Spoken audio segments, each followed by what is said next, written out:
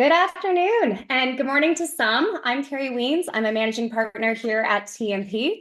And I was just realizing the other day that it's been about a year since I started this series of Women Leading the Way in B2B.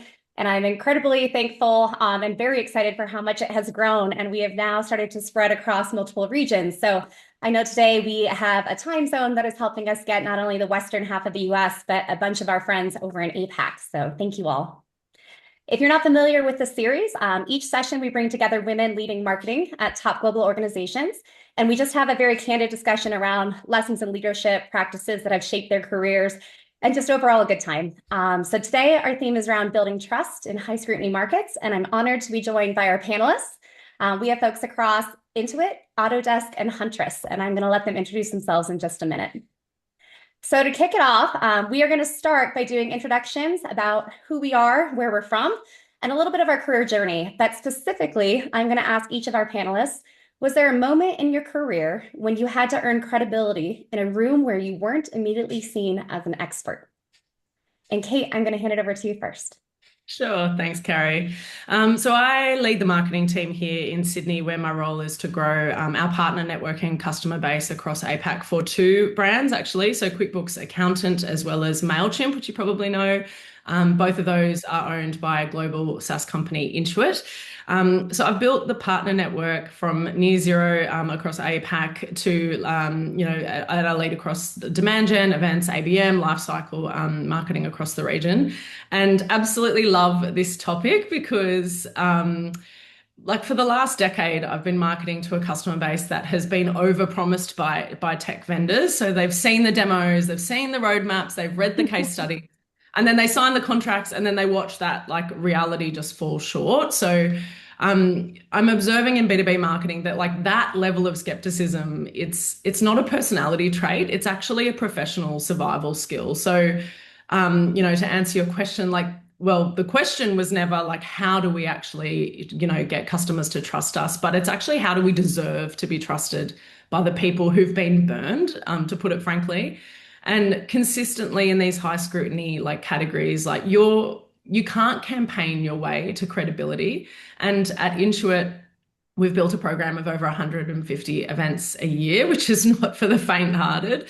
But it's not to generate leads actually in the room. It's to demonstrate that we understand their world, that their workflows, we know their challenges, we understand their opportunities, and that's like long before we want anything from them. So we've showed up at the industry conferences, we've trained alongside them, we've sat next to them in the audience before we ever sort of stood on the stage. And then, of course, like the commercial outcomes, they come later. And when they do, the conversion rates are incomparable. So it's not because they're cold, it's because we're known. So I think, yeah, having to demonstrate that trust in a high scrutiny market, it doesn't come from campaigns. It comes from the years of building trust before the campaign. Love that. Aishwarya, please introduce yourself.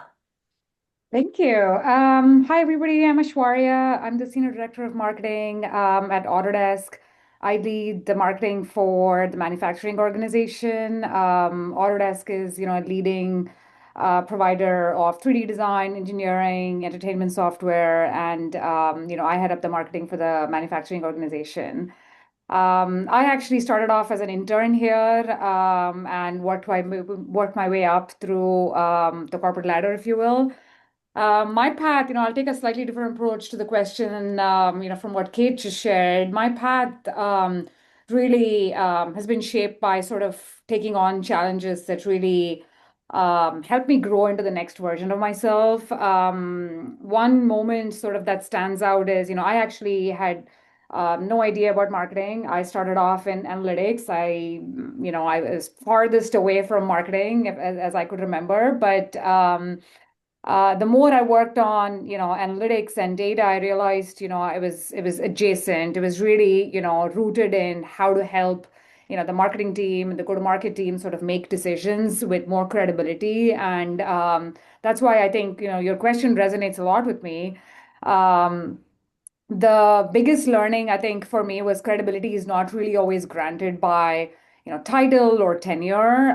You have to build it real time. You have to stay grounded. You got to be prepared. You essentially have to show up, in rooms where people probably have far more experience. I've had to be in rooms where people have had many more years and deeper experience than I ever did. And I was not automatically viewed as the expert in the room. So, I focused really on watching, learning, listening to how people show up and bringing sort of that clear point of view that's more often, backed by facts, right? And over time, I think the conversation shifted because people saw that I understood sort of the root issue, was able to contribute there, in my own way and not necessarily compete. So, really that experience for me taught credibility is really earned through consistency, and substance. And, of course, expertise matters, but so does how you show up.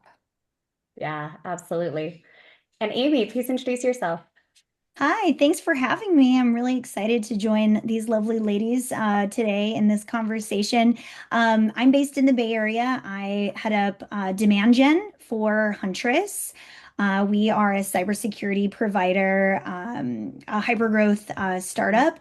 I've been here about a year. I did not start in cybersecurity. I actually built my career at previous smaller startups all the way to mid-size, larger enterprises, and had held many different roles across my time in marketing, everything from field marketing to demand gen to public relations. I've really kind of done it all. I really love startups because you get to wear many hats and you get to flex different parts of your marketing brain.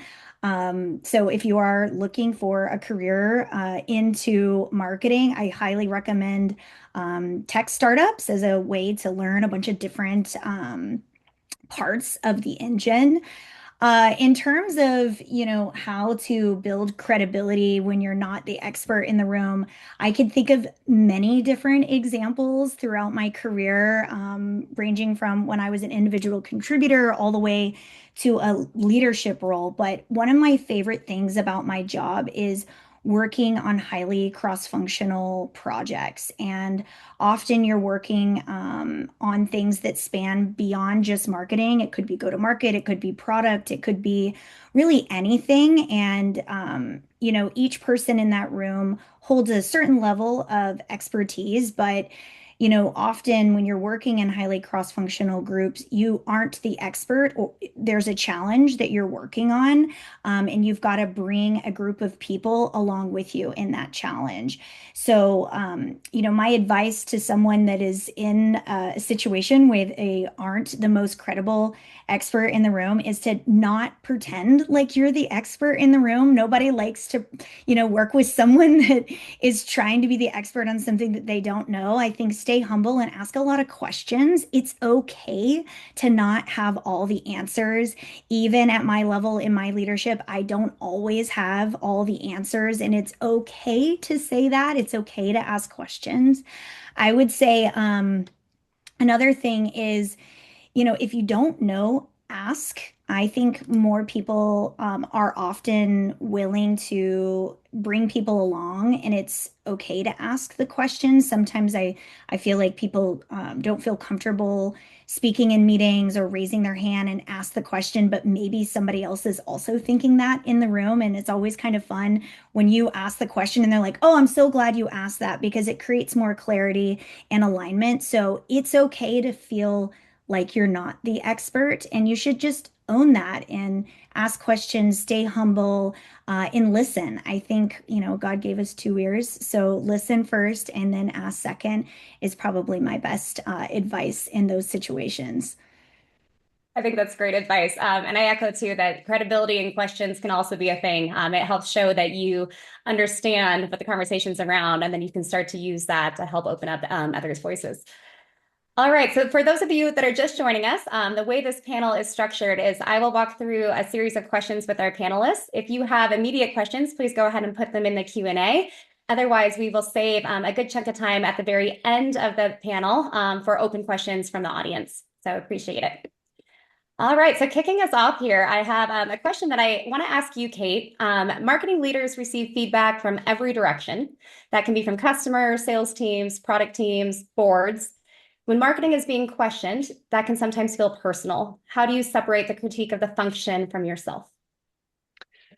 Yeah, I love that question. I'll be honest, I'm not sure you ever fully separate them. I think pretending you do is actually a form of well, dishonesty is probably a bit strong, but it can cost you credibility with your team. And what I've observed is like the leaders who handle scrutiny the best aren't the ones who've mastered that emotional detachment. They're the ones that build enough trust in advance so that when those hard conversations come, it just lands as information, not as an attack. A recent example of this for me is like many tech companies at the moment. I think we've had significant budget cuts earlier this year, and I'm hearing from industry peers that's actually pretty widespread. Like times are tight right now, and sort of it was mid-year, my budget was cut by an eye-watering amount. And at the same time, we were undergoing sales transformation. There were product challenges. It was peak season. And in the middle of that, it's, a market that's already difficult. And I think as marketers, like our instinct can be like, okay, let's retreat into some brand activity. And like I definitely felt it because it looks and feels productive. It looks like there's momentum and it's almost impossible to measure, which is like safe harbor. But we did the opposite. We walked into leadership conversation and said, look, here are the 3 things that are genuinely moving the needle. And here are the 5 things we've been funding that aren't or we're not confident around. And here are the numbers, and just coming really, really transparently to that conversation. And that includes some of the numbers that might reflect badly on decisions that I personally made in the name of test and learn, of course. But I think that level of honesty, it like offering it before anyone asks for it, it builds more trust with finance and sales than a year of strong results actually would. And I love what you said, Aimee, that like 2 ears, 1 mouth thing. Like I always try to listen to the business, like actually hear what they're asking for before you come with the answers. Scrutiny is not like a threat to trust, it's an accelerator. And that's if you're willing to be honest first. I think the teams that get trusted in tough times are the ones who told the truth before they were asked to. Aimee, Aishwarya, same question to you. How do you separate critique of the function from yourself? Yeah, I love Kate's response. Definitely makes me pause. And I'm going to steal some of your words, Kate. I think the biggest thing for me is, marketing can feel personal because the work is so visible, right? Everybody thinks they can do marketing, of course, right? Like people are looking at words, the visuals, the channels, like timing, all of it.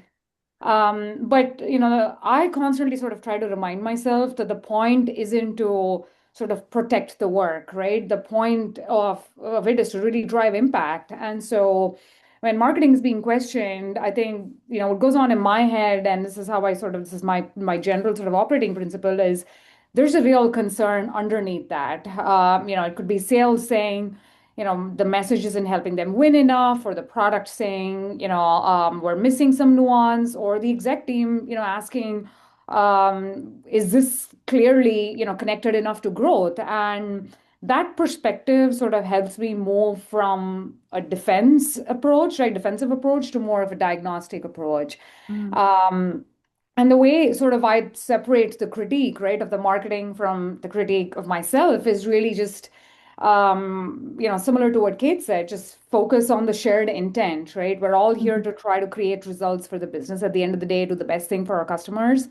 And personally, like my role is to bring that, judgment, expertise, and leadership to that conversation and not to take it as a personal, attack. And honestly, it might be an unpopular opinion, but I think the best marketing gets even better through pressure. And that's what pushes you to differentiate between noise and signal, and you don't lose that sort of strategic thread. Yeah, what do they say? Pressure makes diamonds, or something like that. That's right. Okay. Aimee, Yeah, I'll just kind of piggyback back on that actually.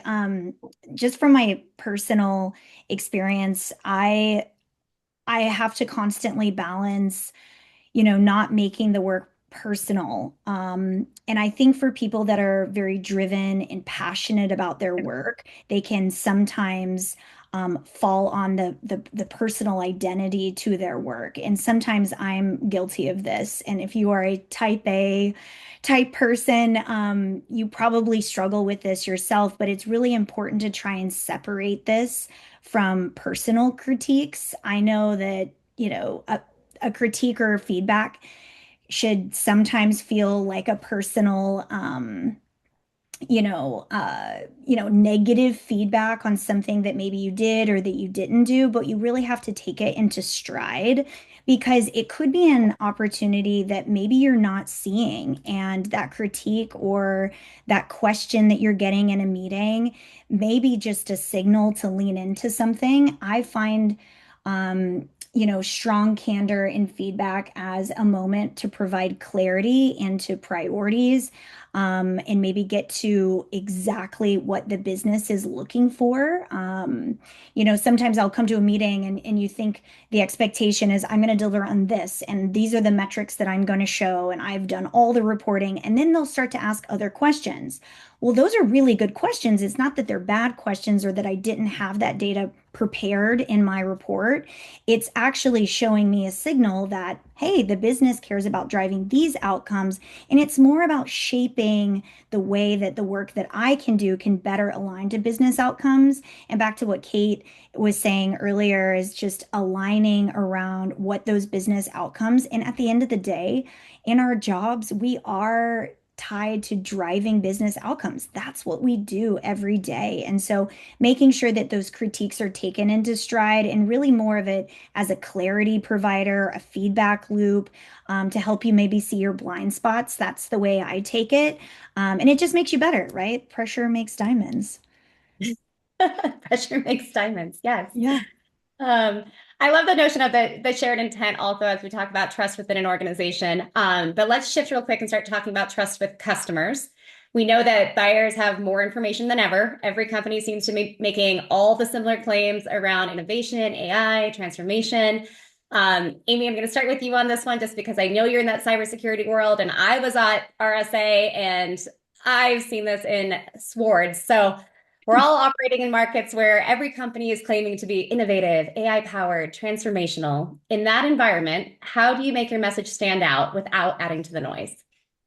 I love this question because I'm sure it's in all of your industries as well, not just cybersecurity, but it is very prevalent here in cybersecurity. As you mentioned, RSA, you could see it on everybody's booth. It kind of looked like the sea of sameness. But I think the reality is that buyers are just more skeptical now, and every company is saying the same thing, innovation, AI powered, and those words really feel meaningless if they're used by everyone to some degree. So for me, what cuts through the messaging is just proof, and it's showing customers what you actually do to help them get their jobs done. One thing at Huntress that helps us do this is that we do not try to win by sounding like everybody else. We truly try to sound like ourselves in terms of our messaging and making sure that we sound authentic.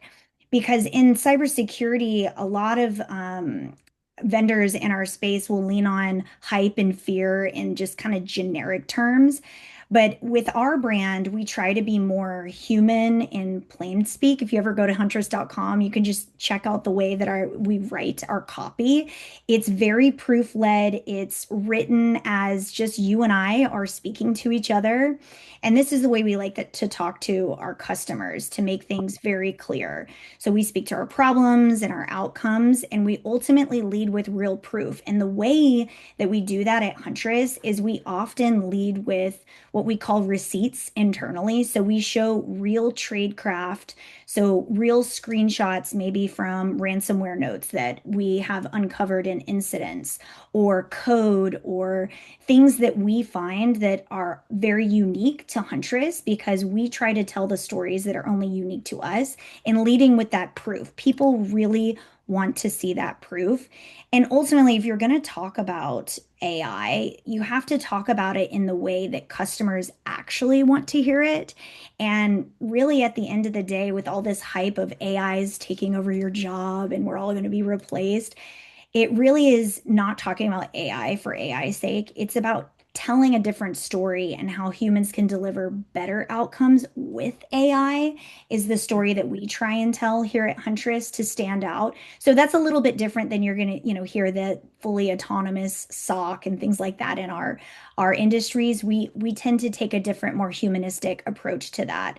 And that creates less of a black box, and that ultimately builds more trust. Yeah. Kate, I'm going to ask the same question of you from the Intuit angle, and more around like how do you actually build that belief with customers today? Yeah, I think like we are all under a lot of pressure to say that we're AI powered now. And like our customers have noticed that right across the board with our competitors too. And I think they're probably more skeptical of that claim than any other claim we make. And I think the marketers who will win in this environment are not the ones with the best AI story.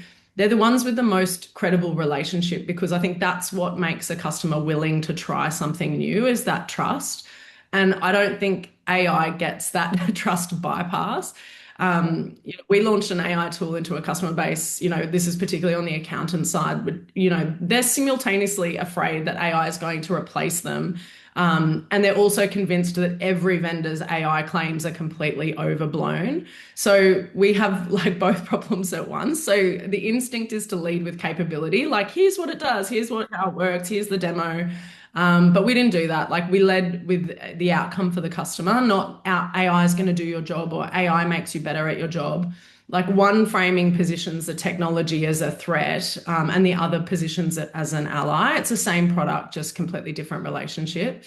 But yeah, like we make that pitch because the relationship exists before the product launches, and you cannot introduce something that requires that level of trust with a campaign. I would say you introduce it through relationships that already exist through our sales team and our vendors and our partners, and just many years of working, really tightly with our accounting partners.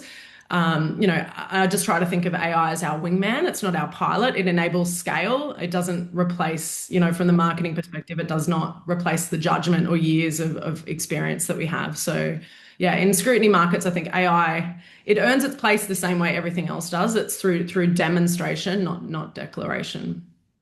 I love that demonstration, not declaration. Aishwarya, anything to add from the Autodesk angle? Is that similar?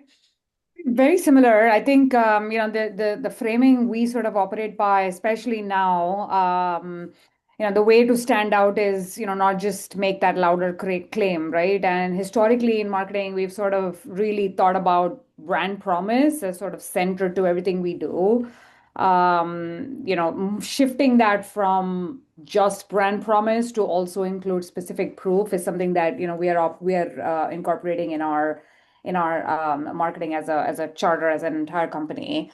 The only thing, I think all the key points I would make are already been made. The only thing that is, advocacy has always been sort of centered to how marketing, operates, because, buyers trust evidence more than sort of, taglines and slogans. Mm-hmm.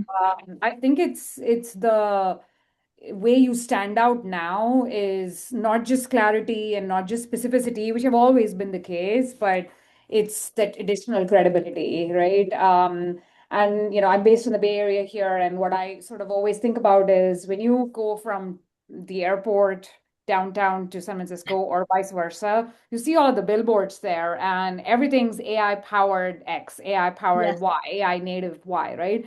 And I think about it, right? Like, I look at all these billboards, and I drive by this fairly frequently. How many actually sticks in my brain, and where's the proof point, right? And the only ones that I can remember are the ones that where there is a proof point attached to it, right? So that's where I think you stand out and back it up with evidence, right? And should make the buyer think, I can see why this would matter for us, right? And having that path to claim is super important now. Yeah. I'm going to take us a step back and have each of you share more of a use case on this next question so that we can get to know a little bit more about your worlds. So back to pressure makes diamonds. As leaders, we're constantly balancing short-term business pressure with long-term brand building. So tell us about a time when you had to choose between a decision that would drive immediate results and one that you thought was better for the business over the long term? And how did you make that call? And Aishwarya, I'm going to start with you. Yeah, I mean, balancing short term and long term, I think, is one of the hardest parts of leadership, because usually short term needs they tend to be louder, right? They come with visible urgency, they come with, deadlines from across the room. My principle is, sort of start by asking, like, what outcome are we optimizing for, right? And when you think about outcome, you also have to have an honest conversation about what trade-offs are you actually willing to accept at the end of the day. A time that comes to mind for me, recently is we had some pressure to, move quickly with messaging that would sort of grab immediate attention and generate, near-term goals. We were talking about AI earlier. It was on paper, it would have absolutely helped us stand out, create momentum fast. But we also wanted to make sure we were ready, right? Like if we over rotated towards what would perform well in that moment, we would have created some confusion in the market about the broader story that we were trying to build. So, we had a choice, right? Do you do something in the short term to capture the attention, eyeballs, and lead the market in some ways? Or do you, think long term? And the way, and my team jokes with me about this all the time, instead of choosing one versus the other, I reframed the decision, right? So the decision wasn't so much about short term versus long term. I sort of reframed it as how do we meet all of those near term expectations, near term business need without compromising that long term brand promise. So, in some ways, yes, I do like to have my cake and eat it too. So when I reframed that way, we focused on really sharpening that message for that, it was still actionable for that immediate campaign, but it was still grounded in a much more durable narrative longer term.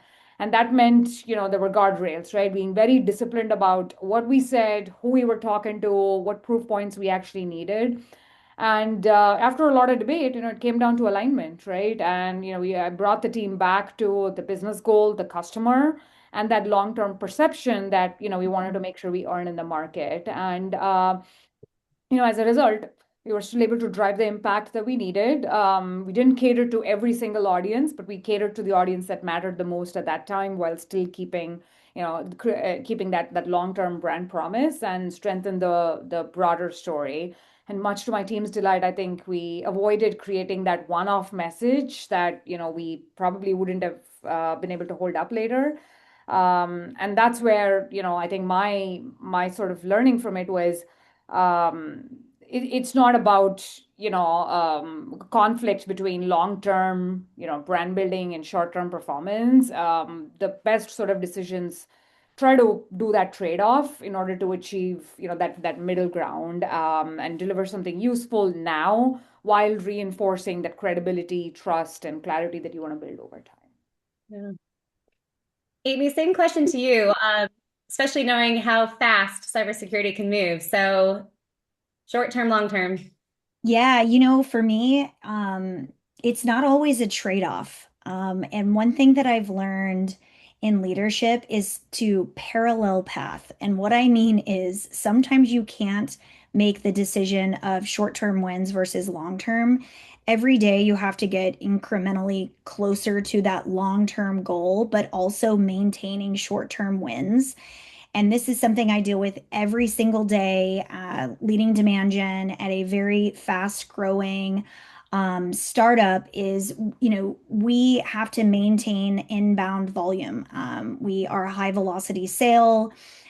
We look at our business on a daily, monthly, not quarterly. We have a very short sales cycle. So we have to be maniacal when it comes to hitting our inbound, what we call QAs, which are essentially demo requests, trial requests. And so I have to maintain that, but also think about long term. So one of the situations that comes to mind is something that we are working on right now here at Huntress is, while maintaining parallel pathing, that inbound volume is also ensuring the health and sophistication around a re-nurture plan for our database. So while we are acquiring all of those leads and inbound requests, how do we also maintain the long-term vision of ensuring that those leads and that investment is protected? And even though they don't convert, they will eventually. And I'm not talking just email nurtures here. This is a go-to-market alignment between sales and marketing on how we nurture, warm, reactivate dormant accounts, but also maintaining that new account growth, maintaining those leads. That does not end, that never sleeps, but making sure that we have that long-term engine here. And I think that that's that inflection point we are at Huntress, where it's not just about that inbound, it's also about maintaining those investments. Because if we don't do that, we have to reacquire those leads, reinvest in those. So we're ultimately losing money at that point. So it's, for me, it's always been about parallel pathing, because you have to hit those short-term wins, but drive towards that long vision. And you have to think about being a strategic leader for that, and learning how to balance that is really important as you get to a certain level in your career. So not always, you don't always get to choose. Sometimes it's both. And most of the time it is both. Okay, I see you nodding along, so Yeah. which one are you? I was loving that, Aimee. I think both seems like a bit of a cop out, but it's true. Like the Yeah. honest that I think is it's framing it as a choice, like short term versus long term. I think that's where a lot of marketing leaders actually get themselves into trouble, because when the pressure is on, like framing that gives us framing it that way gives us a permission to retreat. Like, oh, we're playing the long game, and suddenly that brand activity becomes genuinely hard to connect to an outcome, and it becomes a strategic position rather than a hiding place.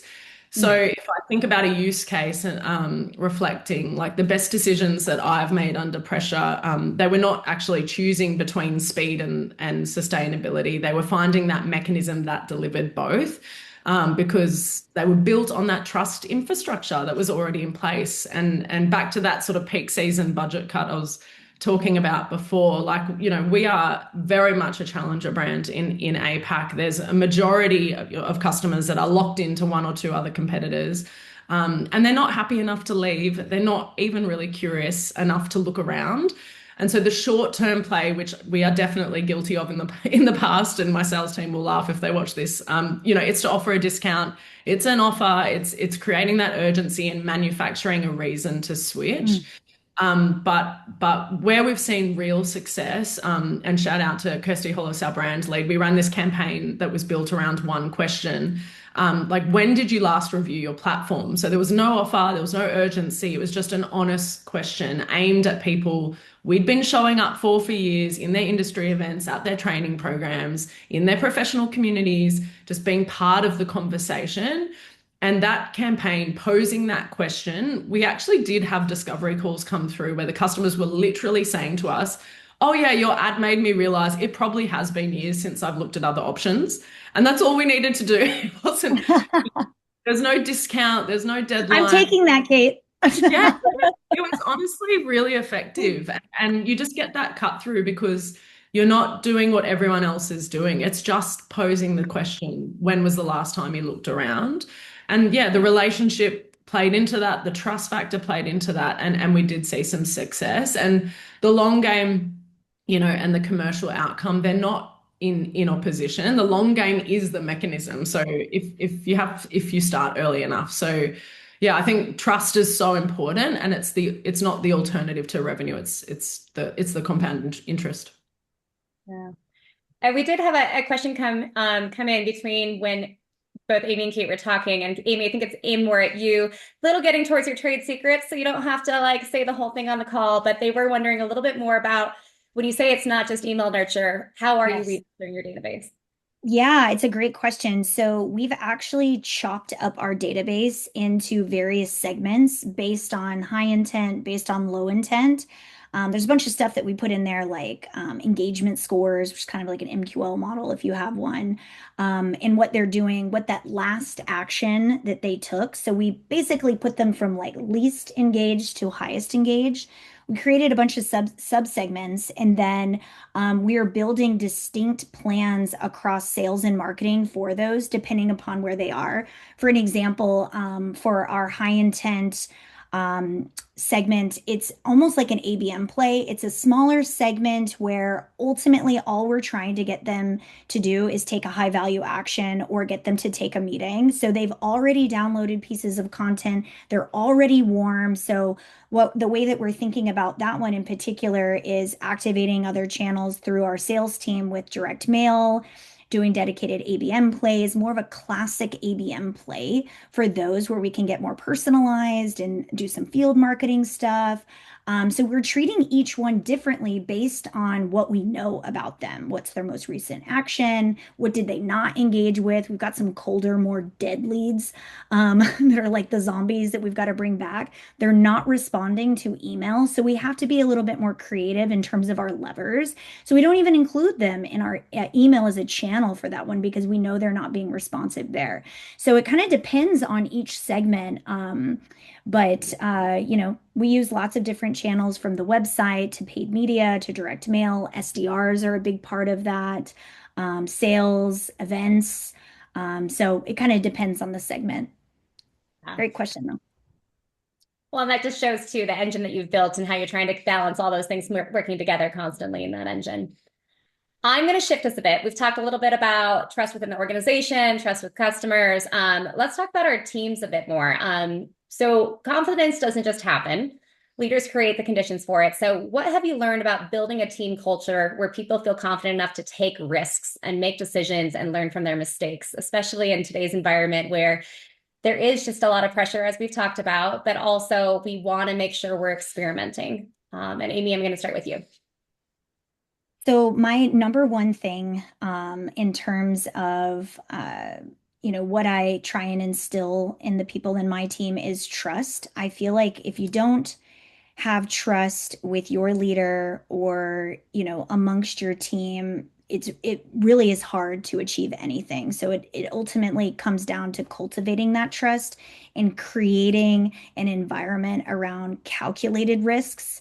I think, I mentioned about being maniacal in terms of hitting our targets. There's a little bit of trade-off comes with that because there's only so much risk taking, given that you have to hit a target every month, every quarter. So we have to be very calculated in terms of picking what those risks are. But those risks are really important because that creates a space for learning. And if you're not learning, you're not moving the business forward. So that's really important to create that. One of my favorite things that my current CMO here at Huntress instituted was this concept around the beautiful oops. It's a book. If you didn't know about it, it's written by Barney Salzberg, I think if I'm saying that right. Check it out. But the concept is all around getting our hands involved in something, getting your hands dirty, and being okay to share about mistakes. And so one thing that she instituted was called the beautiful oops part of our marketing all hands, which I think is great. We as marketers love to be the ultimate cheerleaders, showing up, talking about how we're hitting our targets, doing such amazing stuff.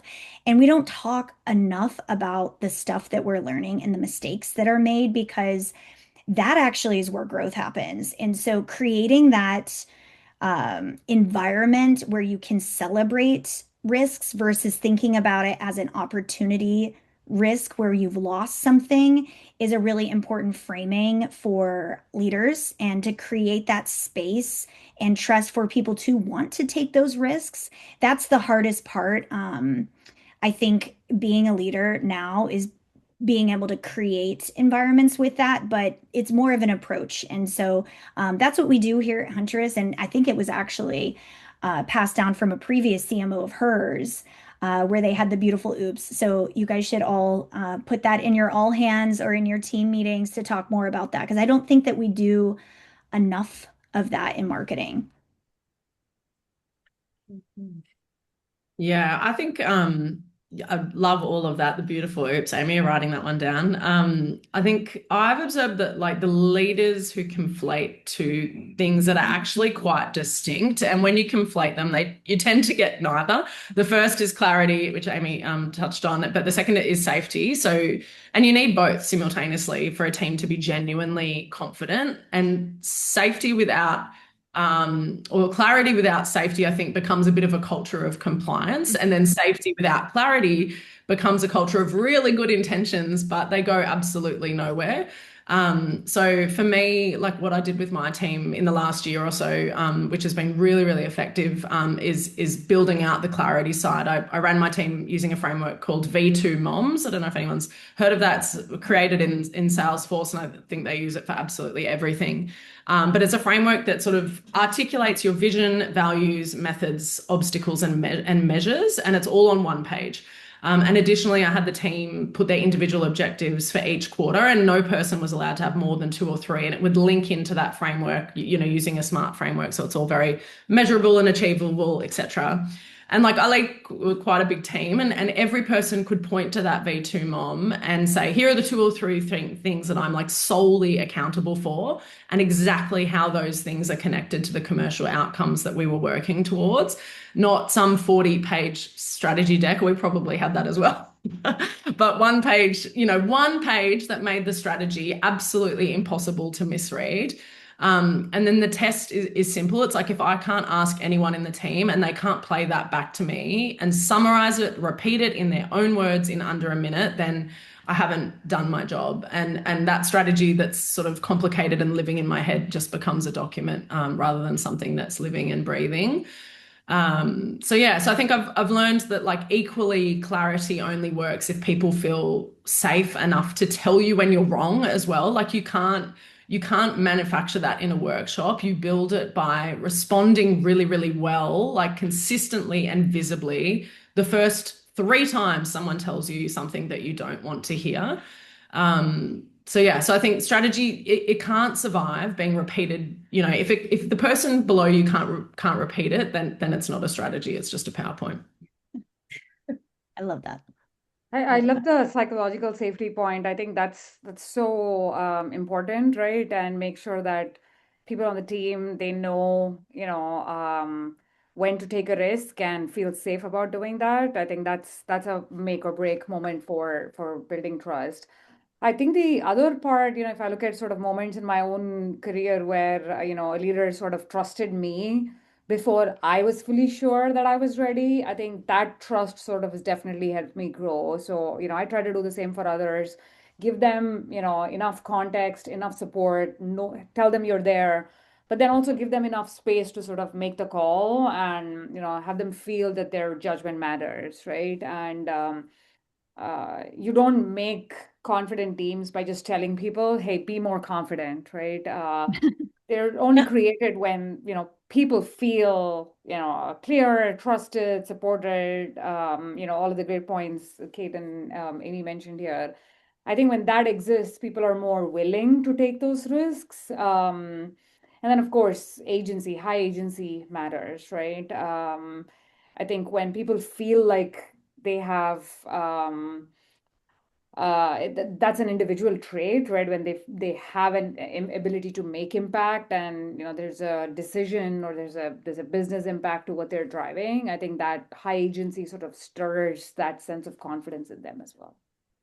Yeah. Okay, I know we're getting down to our last 15 minutes, so I'm going to ask a couple more and then I'll open it up to the audience. But this series is all about women redefining leadership, and I love all the advice you guys have been giving out already. So Aishwarya, I'm going to start with you on this next question. As women leaders in B2B, what perspective or leadership strength do you think is often underestimated? And what advice would you give someone who aspires to lead at this level? Yeah, I mean, I think I've heard this question being asked and answered, and my version of sort of how I think about this is the biggest sort of underestimated sort of trait, especially as you think about women leading, is the ability to sort of lead with both empathy as well as accountability. And somehow I think empathy sometimes gets misunderstood as being soft.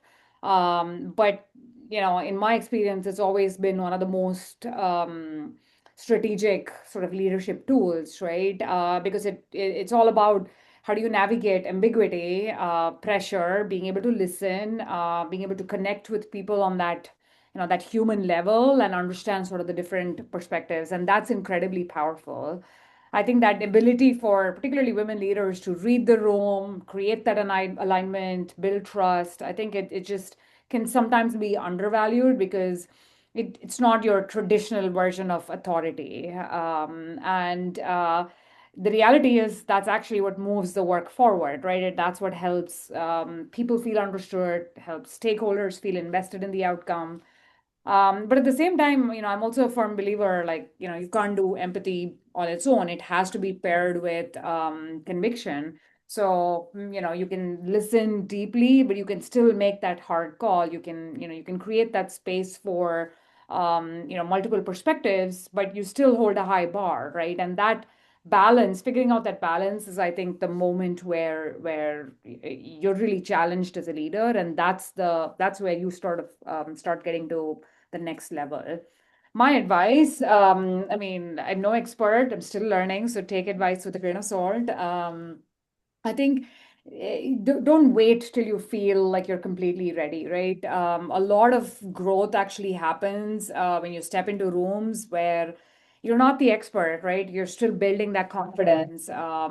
Be prepared, put in the work, um, uh, build in the plan to show up in that room and own the room, if you will. But it's okay to not feel 100% ready and build credibility, back to, sort of the beginning of this, the panel question.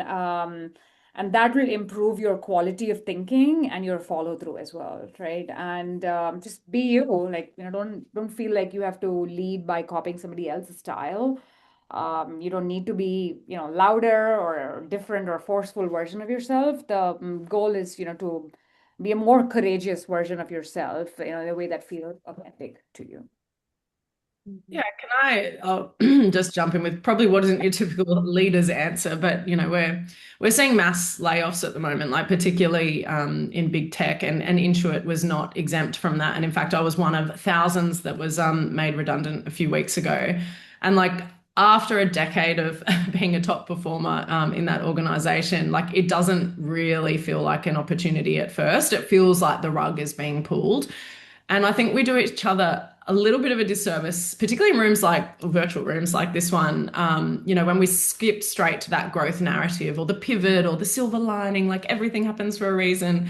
But the honest middle part, the bit where you question everything you've built, like that's where the real work happens with yourself. And what I know, I probably knew a little bit before, but I definitely know, and I'm glad it's my learning out of this whole experience, is like the trust that you build. It doesn't live in the org chart, it lives in your relationships. Like every customer I've sat next to at an industry event, every vendor I've engaged over the years, like every single team member I've fought hard to give proper recognition or proper development or a proper shot. Like none of that disappeared when my role did. And the last few weeks have been a real testament to that. And the structure has dissolved essentially, but the work didn't. And I think that is the thing that is probably most underestimated about women in leadership. It's like not that empathy or collaboration, although both, very much matter. It's that long-term relationship capital that we build, often without being told to, and often without showing up in any of the metrics. But that itself actually turns out to be a really durable commercial asset in the room. So I think, like my advice, and I mean this as practically as I can, it's like invest in the relationships before you need them, show up before you have an agenda, because trust belongs to you, like it always does, and it always will, and yeah, own it accordingly. Yeah, so beautifully said on both. I'm just listening to both of you. And the main thing that I can think of that's like this red thread is this being the connector. And I think that that is an underrated skill set. And when I say being a connector, it is connecting with the relationships and the people that you work with because they do carry with you. They have my whole career that helps you get your next opportunity. But also being the connector internally. I think one of the really wonderful skill sets of being a connector is being able to see the work and the relationships that should be connected and make something else better. Um, I have always been thought of myself as a connector running integrated marketing. How can a collection of things be one big great thing? And I always approach problems like that. And being able to see the organization from where I sit now today allows me to be that connector because I do have my hands in a bunch of different things. So there is that advantage, but I I would say the skill set is not always on the resume of being a people connector, a project connector, a communication connector. Um, that's the kind of the red thread that I'm seeing here amongst all of us. And I would definitely echo that as an underrated strength that, you need in leadership. Yeah. Yeah. I have a couple questions coming in, so I'm going to turn to those. So here's a great one. Who are the women leaders you've looked up to during your careers? Ooh, that's a good one. This is going to sound really cliche, but my mom actually was a business owner. She built her own business from the ground up. She did not work in tech. She worked in construction, actually one of the only females in her industry. She worked in commercial construction and started her own business. And I always admired her. She was a single mom, raising me, an only child. And she really was a great example that you can have it all, you can do it all. It's not easy. But she was always a great inspiration for me from a leadership perspective. And among wonderful managers that I've had along the way, some good ones, some bad ones, but I would definitely say my mom for sure. Yeah, my mind jumped to when I first joined Intuit. I had come from I worked for BCG consulting firm for many years, so very male dominated partnership, and then came to Intuit, and the leadership team was almost, bar the marketing director who was male, almost entirely female. And I remember just walking in and seeing them in the boardroom together on the first day, and they were laughing hysterically, and they did a fantastic job of growing that company in the early growth stages. But what I thought was so special about their leadership sort of dynamic was how much they truly enjoyed each other's company, and the trust was there, and that trust filtered down throughout the organization because the leadership was it was led by Nicolette Maury at the time. They were so in lockstep with each other and just created such a fantastic energy in the office that it touched every person. And I always think back to that. And I honestly dream about a day I'll be at an organization again where I have that level of connection in leadership, and hopefully I'm the one to bring it. But yeah, definitely think about that as a bit of a golden era and something that was very inspiring for me sort of early on in my career. Mhm. I think I would say for me, I don't think I would pick one. I'm just lucky to get to work with, a lot of my peers, a lot of people, at Autodesk. I've been here for 12 years at this company. So, over time, I've met some tremendous, leaders that, I've just had a chance to learn from, and exchange not just ideas and the work stuff, but challenges, right? And how to work through it. Especially, if you think about an industry like manufacturing, pretty heavily, male dominated. And how do you navigate that? How do you, going back to earning trust in the room. I've just been lucky to be around, so many women that have sort of paved the way, right? And in some ways have made my journey a lot more easier, given, they've sort of navigate this for me. So yeah, plenty to pick from. Good. Another question for the group. What belief about B2B marketing has changed over the course of your career? Ooh, I would say, I oh, go ahead, Kate. I was going to say, I think it's becoming sexier. I think B2B used to feel like the less cool sibling, but we're starting to really own it, I think. And for me, it's sort of what has become prevalent in the last couple of years is like that customer intimacy piece, right? Like you don't just sort of put out a digital ad to the minions and see how they respond digitally and say, yep, okay, let's run another one. It's knowing their journey. It's being with them every step of the way. It's multi-year relationships. Like I realize now why I love B2B. It's that community aspect. And I think that is becoming, more and more important and prevalent over the last few years. Yeah, I mean, I was going to say something very similar. I actually think, B2B is similar to B2C in that you're still marketing to humans. I think you're not marketing to, this giant monolith of a company. It's still the same, people. And I think there was a period where it just felt like B2B marketing was, similar to what Kate said, became boring, and it was more about following a playbook. And I think the last several years, the because of tech and because of all the other things happening around us, the playbook's out the window, and we sort of have to go back to the basics of human-centric sort of instinct, which is very similar to B2B. And so at the end of the day, I think, we're back to the basics of marketing and, converting that desire into, action, if you will. Yeah, it's funny. I've always been in B2B, but I love the way you said it's almost like B2C. And there was a point in my career where I was like, I'm gonna go work in B2C because I've never done that. And I'm with you guys. It's almost like we are doing that now, and there's not much different per se between B2C and B2B. So I think I would totally agree. That's what makes this fun now. And I think people are taking more risks. I think that because it's so crowded and so AI centric and everyone has the same rented channels, it presents an opportunity to be really creative. And I hope everyone works at an organization where you can stretch yourselves and be creative and try new things, because I think we are in that space where creativity is really what's leading the pack, because, we all have the same access to the same things. So. Well, we have time for one more.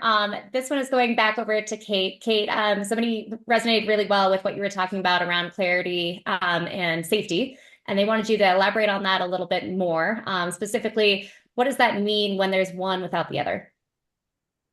Yeah, I think with clarity, without clarity, I think people can run off in different directions, and you're just losing that momentum and the impact of what you're trying to deliver. And without the safety, I'm not sure, the direction is always right. You as a leader, you have a certain perspective on what's happening on the business, but those on the ground, particularly when you're leading a bigger team, you need that shared collective knowledge to really hone the craft, hone the strategy, and make sure that you're delivering on the business outcomes. And without the safety piece, you're not getting that feedback loop. And I always say, the vendor that's going to win is the one with the tightest feedback loop. And without the safety, you're not going to be receiving those messages. So you need clarity to make sure you're all moving in the same direction, and you need the safety to be able to make sure the direction is the right one. That's great. All right. Well, thank you, everyone. I'm so excited that our panelists were able to join us today. Thank you each for taking the time out of your busy schedules. And then for everybody who has listened in, we will be putting out a recording of this, and we'll do that for all the folks that might have missed out today as well. And if there's anybody you would like to nominate to be on a future panel, I would love to hear from you. So thank you all.